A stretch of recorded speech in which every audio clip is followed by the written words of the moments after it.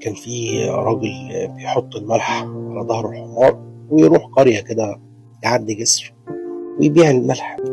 ففي مرة وهو ماشي الحمار وقع من على الجسر، فالمية بدأت تدوب الملح، فالحمولة بدأت تزيد. فالفكرة عجبت الحمار، فبقى كل مرة بيعملها، كل ما يروح يعدي على الجسر يقع، ملح يتاكل، الحمولة تخف، الحمار يتبسط. صاحب الحمار فهم الملعوب بتاعه وحب يعلمه درس. عمل ايه؟ شال الملح وحطه قطن.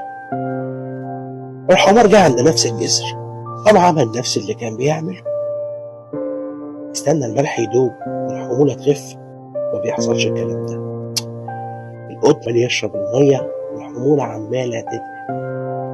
ايه الهدف والمغزى من القصة؟ سهل تقلب اللعبة وتخليها لصالحك، بس صعب. الحظ